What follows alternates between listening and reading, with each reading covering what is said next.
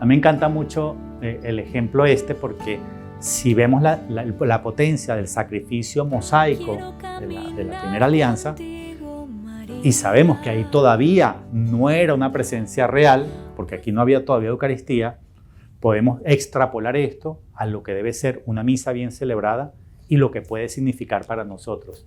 Entonces, este ejemplo es tomado del libro de Samuel, ¿no?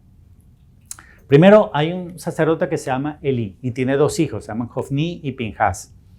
Y ellos estaban haciendo un culto que no era agradable a Dios. El culto que hacen es lo mismo que después hace, años más tarde, el profeta Samuel, que también es sacerdote. Lo que hacen es lo mismo, aparentemente, o sea, visualmente, pareciera que el rito es el mismo, según la ley de Moisés, según el rito entregado a Aarón. Entonces, ¿dónde está la diferencia entre lo que hace Elí y sus hijos y lo que hace Samuel? ¿Cuál es la diferencia entre estos dos? El calmante aroma.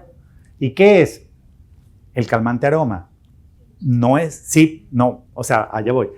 No es porque el incienso está en los dos. El calmante aroma, y eso de hecho en la misa está, en la misa que vamos a ver con el Padre, está en las palabras ese calmante aroma. Ese calmante aroma sale de la intención del sacerdote celebrante y también del corazón de los que participan.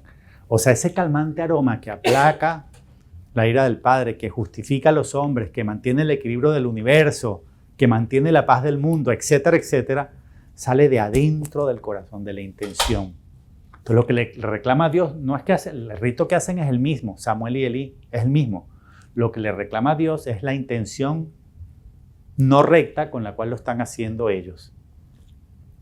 El pecado de los dos jóvenes era muy grande ante Yahvé. Los dos jóvenes son los hijos de Elí. El pecado de los dos jóvenes era muy grande ante Yahvé porque trataban con desprecio la ofrenda hecha a Yahvé. Lo hacían porque eran levitas y como eran levitas estaban obligados a hacer el sacrificio. Es como decir, es mi trabajo. Podría decir un sacerdote también hoy en día, pues yo hago la misa porque es mi trabajo. Pero tal vez ni ama lo que hace y lo hace solamente por los estipendios o por no perder la parroquia, ¿no? Porque es su trabajo. Pero si no lo haces con la recta intención de darle un culto agradable a Dios y de amar a Dios y de hacerlo por la salvación de los hombres, o sea, con la intención por la cual existe la misa, esa intención no recta puede llegar a ser pecado, porque la palabra que utiliza aquí es pecado. Tratar la ofrenda de Dios con desprecio la llama pecado. Entonces Dios se queja de Elí y le manda un regaño a través de Samuel. Yo le elegí a Elí entre todas las tribus de Israel para ser mi sacerdote, para subir al altar, incenciar la ofrenda, llevar el efod en mi presencia.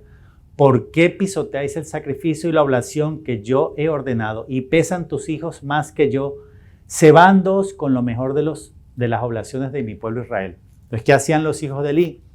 Hacían el sacrificio, el pueblo traía el cordero cebado, el más gordito, ¿no? ¿Verdad?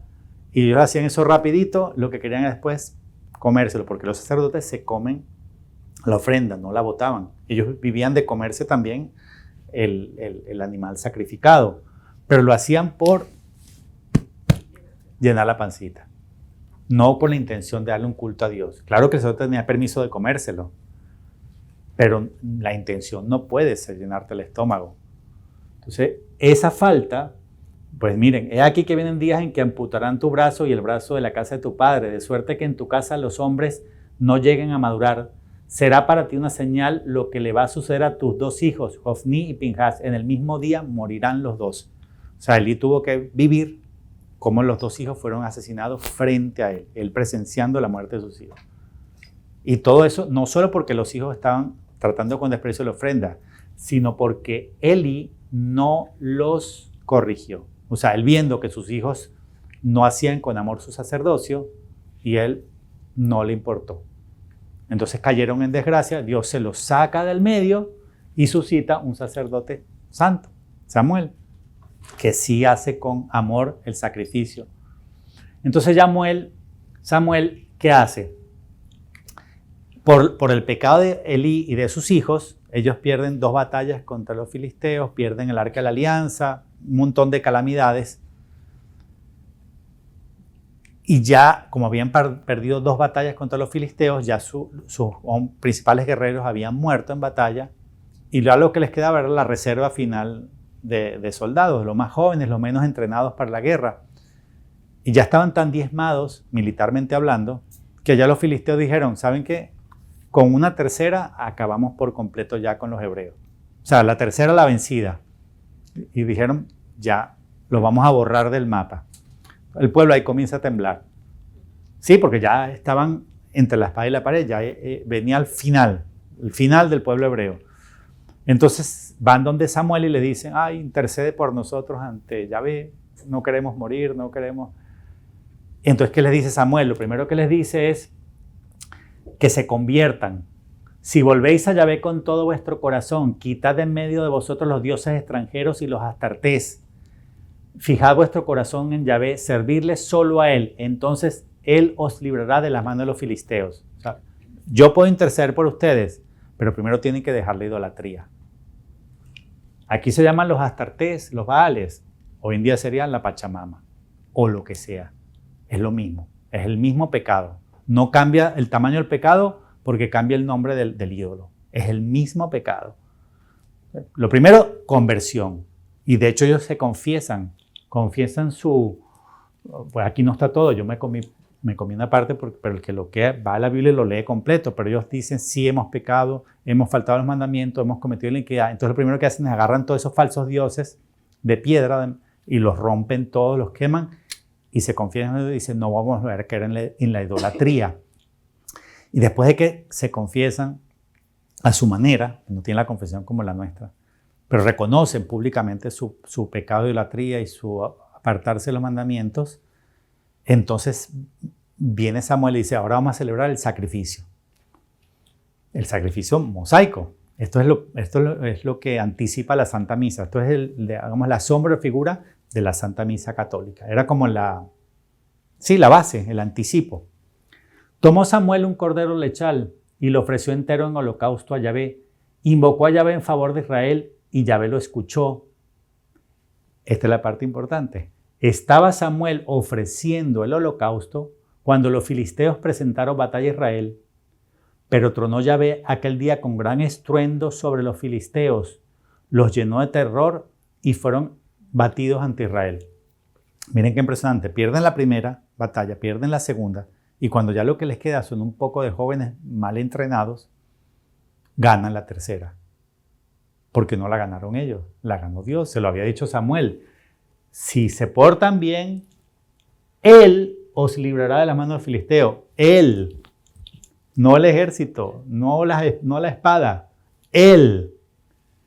Y fíjense que la tercera batalla contra los filisteos viene durante la celebración del sacrificio mosaico.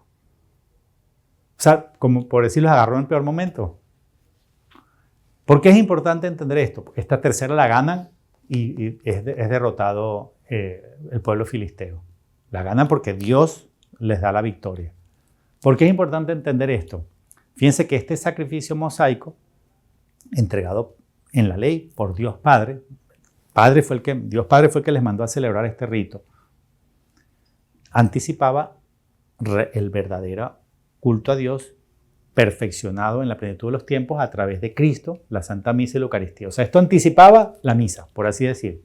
Pero aquí todavía no se hacía presente Dios. O sea, no había transustanciación, no había Eucaristía, todavía no era una presencia tan potente como la nuestra. Y sin embargo, con este rito previo, este rito que prepara las bases a la misa católica, ya daba el poder de ganar o perder batallas dependiendo de si lo hacías bien o mal, porque por este pecado de Elí y sus hijos, ellos perdieron las primeras 2 batallas contra los filisteos y el Arca de la Alianza. Pero después de la conversión, de reconocer su culpa y dejar la idolatría, ganan la tercera batalla con un rito mosaico, un cordero mosaico, un cordero de sacrificio con la ley, la antigua alianza. O sea que si ganar o perder la batalla dependía de hacer bien o mal el culto a Dios, imagínense esto potenciado a nuestra fe católica, sabiendo que en la Eucaristía sí se hace presente Dios en cuerpo, sangre, alma y divinidad. Yo creo que ya saben a dónde voy. ¿Cuál es la conclusión? Ya la tienen en su mente, pero la quiero decir. La voy a decir para que quede grabada. De celebrar bien o mal la Santa Misa puede depender la victoria o la derrota en lo que viene. Así de sencillo. Y vienen cosas terribles, invasiones horrorosas. ¿Cuántas cosas no están por ahí ya profetizadas? Principalmente en la Biblia, pero también a través de algunos verdaderos videntes. Hay videntes verdaderos y hay videntes falsos. Pero sabemos de cosas terribles que se vienen. Imagínense una invasión a Estados Unidos. ¿Qué vamos a hacer? Hay pueblos más numerosos y más grandes. Claro que sí. Imagínense, viene una invasión. No cualquier invasión se resuelve solamente con las armas, quiero decir, ¿no? Y no todos nos corresponde. Yo no las veo a ustedes con una ametralladora. ¿Qué nos corresponde a nosotros entonces? Que no somos soldados físicos, quiero decir. ¿Y cuál es orar? ¿Y cuál es la más grande de las oraciones? La Santa Misa. No hay una oración más grande. De una misa bien celebrada puede salir la victoria o la derrota.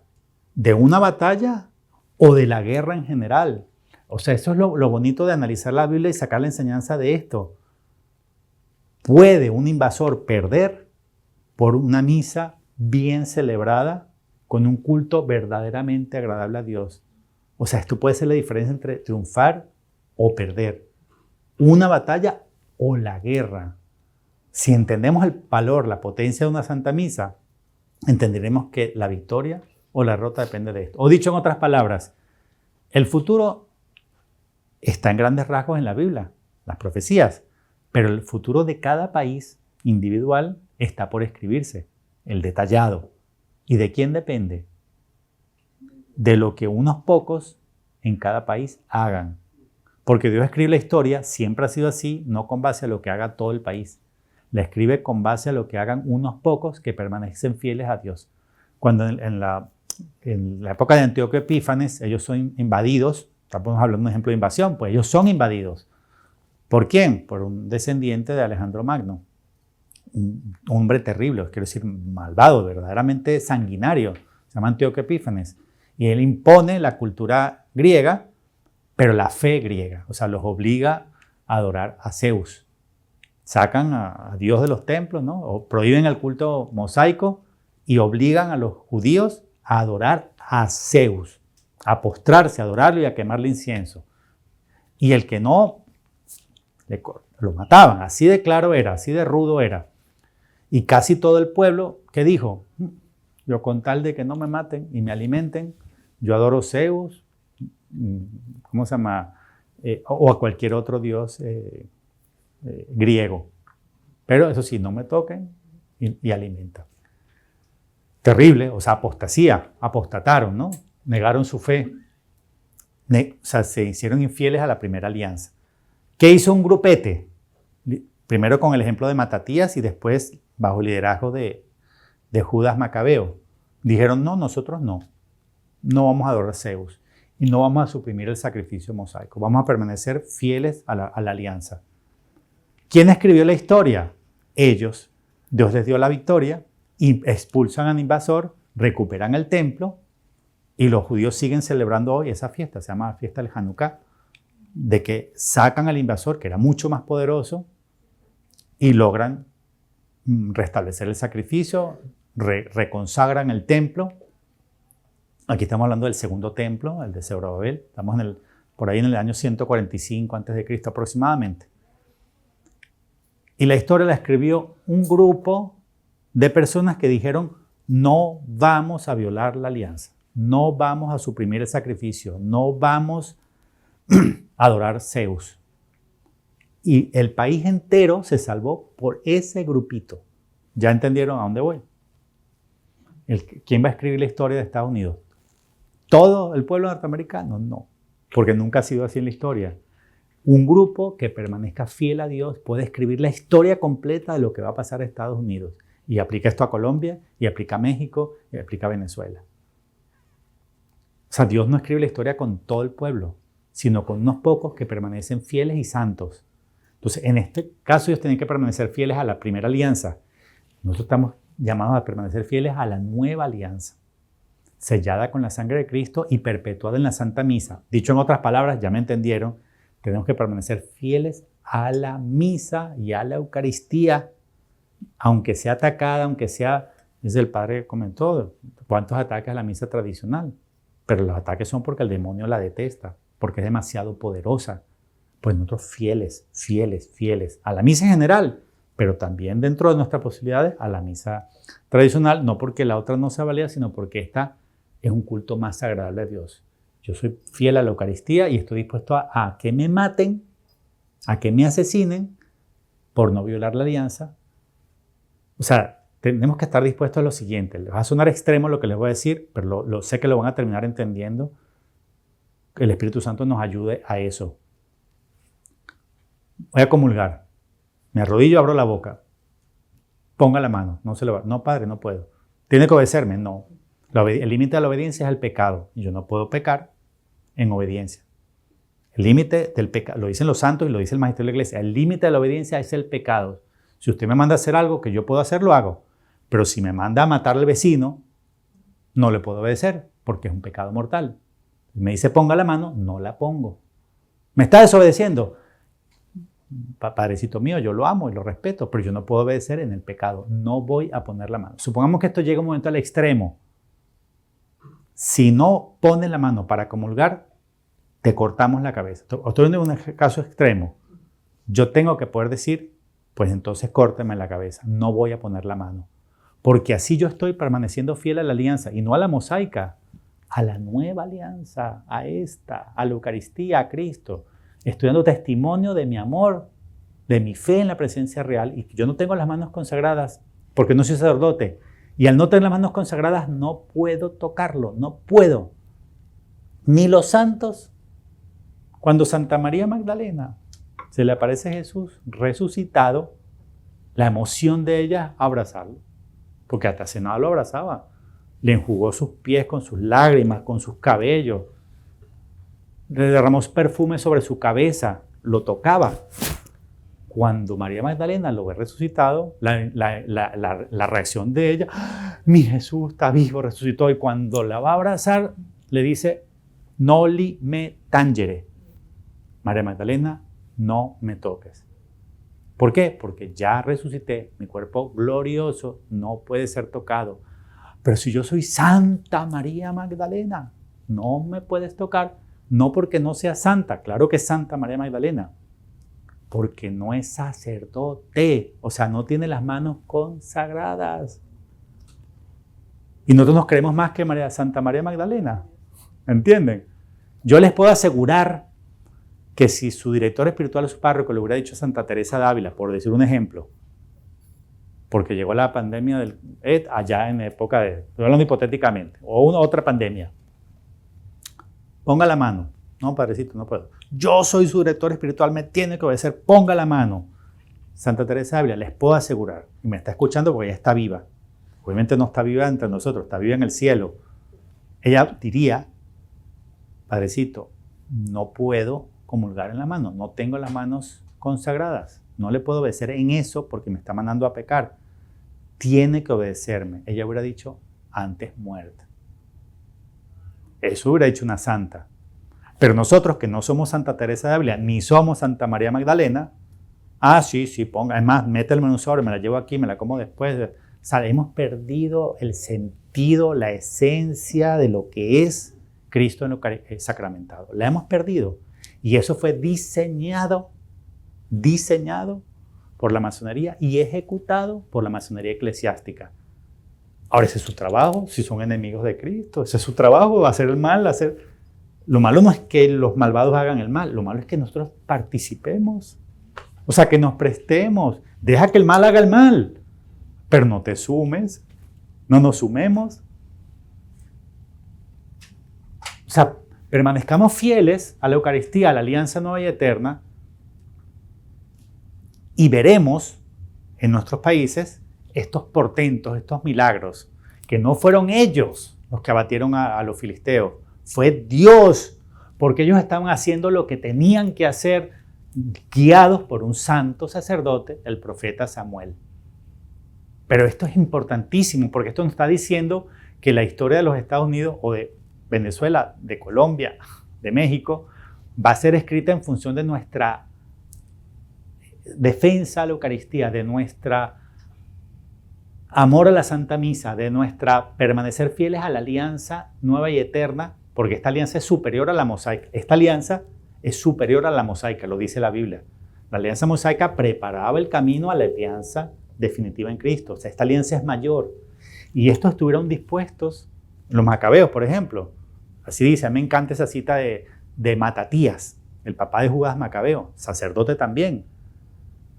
Dice así, aunque todo el pueblo está dispuesto a violarlo, la alianza, yo y mis hijos no lo vamos a hacer.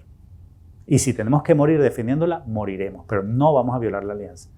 Ellos están dispuestos a morir por defender la alianza mosaica. La pregunta es, ¿estamos nosotros dispuestos a morir por defender la alianza nueva y eterna sellada con la sangre de Cristo, que es mucho mayor que la sangre de Moisés? Pues ojalá la respuesta sea que sí estamos dispuestos, porque de eso depende nuestra vida eterna. Y no solamente eso, de eso puede depender el futuro de los Estados Unidos en lo que viene. Cuánta gente vive, cuánta gente muere, si el invasor gana o si el invasor pierde.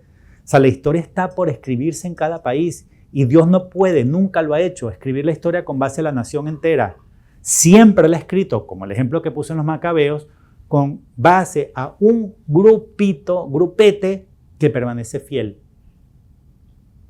O sea, Dios no necesita un ejército grande. Hay otra cita de Judas Macabeos que me encanta. Dice, porque cada vez enviaban un ejército mayor, Antíoco Epífanes, y se los mataban. Y otro se está volviendo loco, se está volviendo de ira el rey este loco, porque era medio loco, soberbio, pues. Y siempre se lo mataban. Entonces mandaba una tropa mayor y se la mataban. En otro mayor se los mataban. Entonces, claro, en un momento viene una tropa tan grande que comienzan a decir, uy, como que ya no vamos a poder con esto, ¿no? Son muchos. Dicen, no,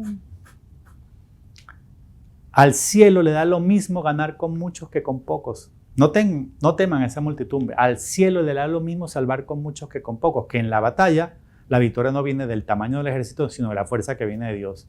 Miren qué frase tan hermosa. Al cielo le da lo mismo salvar con muchos que con pocos. Le basta unos pocos, pero santos. Si en Estados Unidos hubiesen esos pocos santos dispuestos a morir por la Eucaristía, por la Santa Misa, por defender la alianza en Cristo, con esos pocos Dios puede salvar el país. Si concientizamos eso, sacamos una responsabilidad muy grande, porque ese grupete eran poquísimos. Quiero decir, Judas Macabeos con sus hermanos y unos pocos. ¿Cómo podían sacar un invasor? Ustedes saben que el imperio de Alejandro Magno, uno de los más grandes que ha habido en el mundo. Estaban entrenados para la guerra. Desde niños, la cultura helénica, la cultura griega, desde que el niño tenía uso de razón, era formado, crecido en la cultura militar. Y tenían armamento, porque su vida era la guerra. Y era un pueblo muy grande, llegó a ser muy grande, no solo el imperio helénico, sino con todas las naciones que se le anexaron. Llegó a ser un imperio muy poderoso. ¿Cómo Judas Macabeo, con un puñete de un grupete de rebeldes al invasor, podían ganar? Era imposible. O sea, la proporción era 1 a 1 millón, ¿entienden? Entonces, ¿cómo ganaron? La historia no es corta. Primero y segundo Macabeo son libros largos y la historia es bastante larga, duró años. El punto es cómo ganaron, con una desproporción de poderes tan brutal. Por lo que dice acá, Él os librará de las manos del invasor. Él, Dios, es que es la única manera. Es la única manera. Entonces, lo que no podemos hacer, lo que no se puede hacer. Entonces, ¿qué cosas no se pueden hacer? En Números 18 comenzamos los ejemplos de las cosas que no se pueden hacer. Hay cosas que los laicos no pueden hacer. Y de hecho, el laico que se acerque morirá. En el libro de los Números hay cosas que si los laicos se ponían a hacer cosas que no les correspondían porque eran funciones sacerdotales, podía morir. Eso está en la Biblia, hay muchos ejemplos. Vamos a ver varios ejemplos de cosas que están reservadas solo al sacerdote, porque solo él tiene las manos consagradas, y que si un laico hacía, podía llegar a morir. Entonces voy a poner 5 ejemplos bíblicos, y estos 5 ejemplos bíblicos van a ser explicados por Jesús a Bernabé. O sea, están siendo explicados dentro de los mensajes de la devoción de la preciosísima sangre, que es la que veíamos en la mañana. El primer Ejemplo, desde Segunda de Crónicas 26, este fue uno de los reyes que fueron relativamente buenos, es decir, que vivió muchos años cumpliendo los mandamientos, tuvo un reinado muy largo de 52 años y llevó una vida en general grata a Dios. Pero ¿qué pasó? Ganó tantas batallas, hizo tanto botín, tanto dinero, tanta riqueza, que al final de su vida se llenó de soberbia.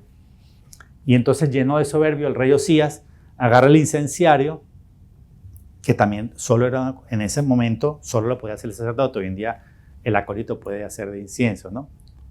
Pero en ese momento ni siquiera, no solo no podía el incienso, sino que no podía entrar en el santo, en el lugar santo, no podía. Pero como dijo, yo soy rey, yo hago lo que me da la gana, entonces agarra el incienso y se va. Y va el sacerdote, sumo sacerdote, y 70 sacerdotes detrás diciéndole, no, rey, no haga eso, rey, porque usted, aunque es rey, no es sacerdote, no puede, eso solo los levitas. Y él no los escuchó, se llenó de soberbia y dijo, yo soy rey, yo hago lo que me da la gana.